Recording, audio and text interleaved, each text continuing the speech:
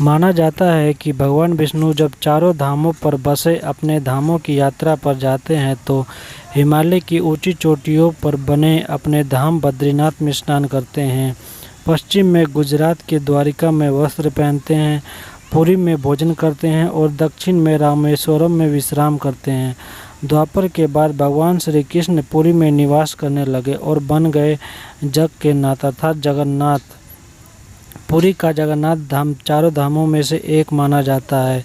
यह भगवान जगन्नाथ बड़े भाई बलभद्र और वंशभद्रा के साथ विराजते हैं। इस जगन्नाथपुरी मंदिर में हिंदुओं की प्राचीन और पवित्र 7 नगरियों में पुरी उड़ीसा राज्य के समुद्री तट पर बसा हुआ है।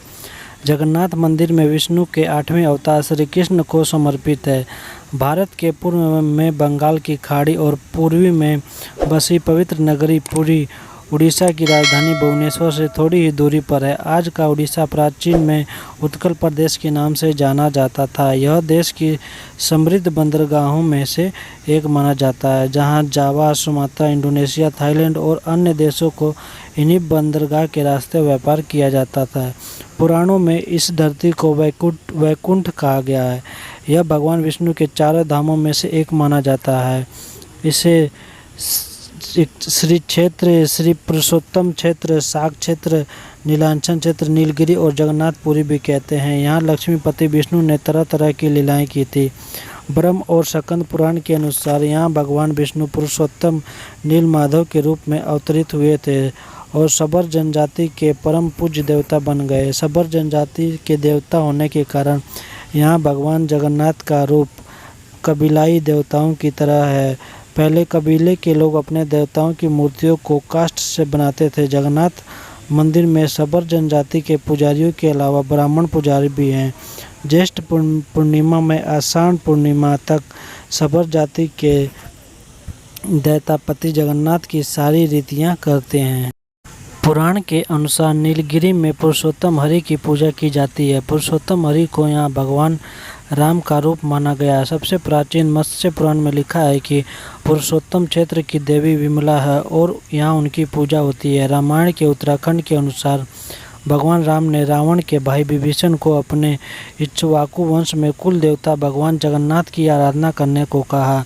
आज भी पुरी केसरी मंदिर में विभीषण वंदापना की परंपरा कायम है और उनकी पूजा होती है। स्कंद पुराण में भी पुरी धार्मिक का भौगोलिक वर्णन मिलता है। स्कंद पुराण के अनुसार पुरी एक दक्षिण संघ की तरह है। यह 5 कोस यानी 16 किलोमीटर क्षेत्र में फैला हुआ है। माना जाता है कि इसका लगभग 2 कोस क्षेत्र बंगाल की खाड़ी में डूब चुका है। इसका उदर है कि समुद्र की सुनहरी रेत जिसे महोदधि का पवित्र जल धोता रहता है। सिर वाला क्षेत्र पश्चिम दिशा में है, जिसकी रक्षा महादेव करते हैं। संघ के दूसरे घेरे में शिव का दूसरा रूप ब्रह्म कपाल मोचन विराजमान है। माना जाता है कि भगवान ब्रह्मा का एक सिर महादेव की हथेली से चिपक गया था और यहीं आकर गिरा था। तभी से यहाँ महादेव की ब्रह्म रूप में पूजा करते हैं। संघ के तीसरे वृत्त में माँ विमला और नाभि स्थल में भगवान जगन्नाथ रथ पर सिंहासन विराजमान है।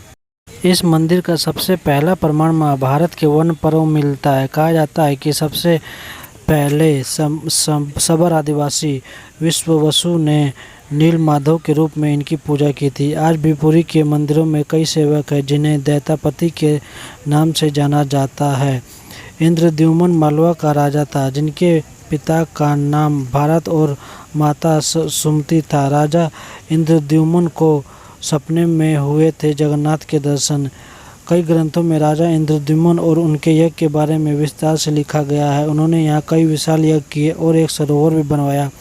एक रात भगवान विष्णु ने उनको सपने में दर्शन दिए और कहा, नीलांचल पर्वत की एक गुफा में मेरी एक मूर्ति है, उसे नील माधव कहते हैं।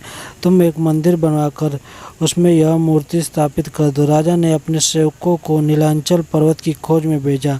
उसमें से एक था ब्राह्मण विद्यापति। विद्यापति ने सुन रखा था कि सबर कबीले के लोग नील माधव की पूजा करते हैं और उन्होंने अपने देवता की इस मूर्ति को नीलांचल पर्वत की गुफा में छुपा कर रखा है। यह भी जानता था कि सबर कबीले का मुखिया विश्ववसु नीलमाधव का उपासक है और उसी ने मूर्ति को गुफा में छुपा कर रखा है।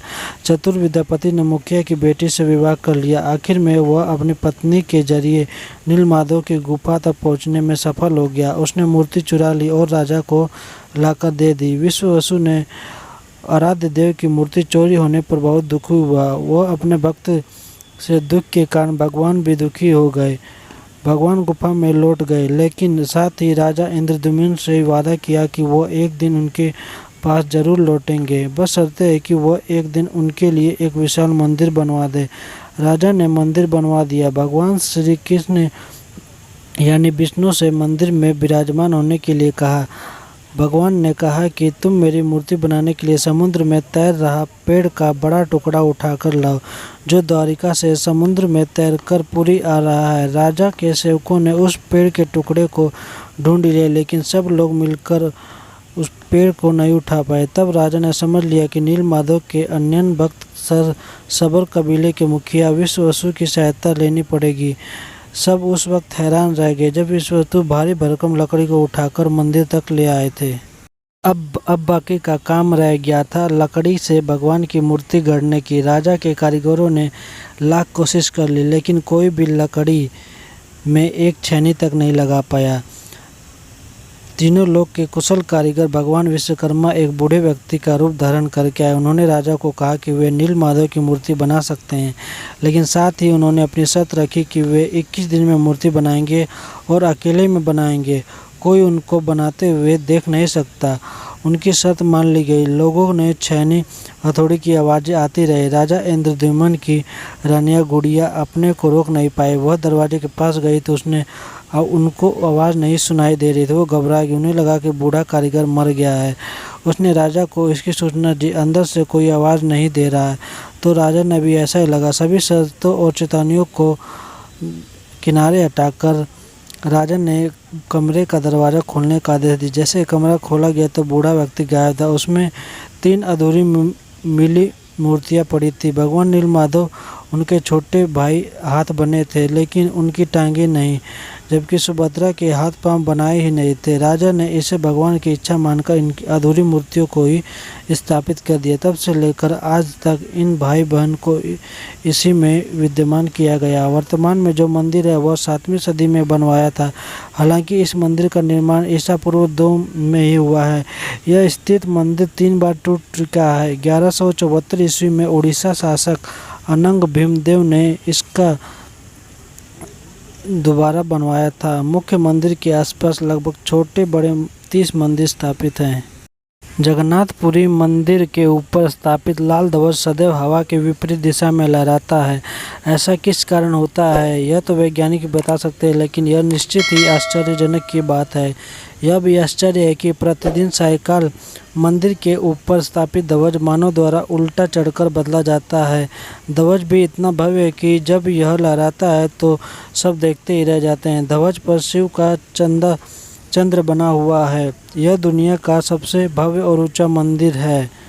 यह मंदिर 4 लाख वर्ग फुट क्षेत्र में फैला हुआ है। इसकी ऊंचाई लगभग 214 फीट है। मंदिर के पास खड़े रहकर गुंबद देख पाना असंभव है। मुख्य गुंबद की छाया दिन के किसी भी समय अदृश्य रहती है। हमारे पूर्वज इतने बड़े इंजीनियर रहे होंगे कि इस एक मंदिर के उदाहरण से समझा जा सकता है कि पुरी के मंदिर का यह भव्य रूप 7वीं सदी में निर्मित किया गया था। पुरी में किसी भी स्थान से आप मंदिर के शीर्ष पर लगे सुदर्शन चक्र को देखेंगे तो आपको सदैव अपने आप ही लगेगा कि इसे नील चक्र भी कहते हैं। यह अष्टधातु से निर्मित है और अति पावन और पवित्र माना जाता है।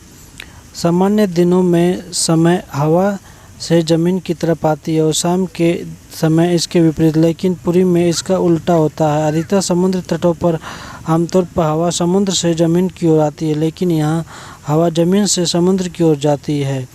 मंदिर के ऊपर गुंबद के आसपास कोई पक्षी उड़ता हुआ नहीं देखा गया। इसके ऊपर विमान नहीं उड़ाया जा सकता। मंदिर के शिखर के पास पक्षी उड़ते नजर नहीं आते, जबकि देखा गया है कि भारत के अधिकतर मंदिरों के गुंबद पर पक्षी बैठ जाते हैं या आसपास उड़ते हुए नजर आते हैं।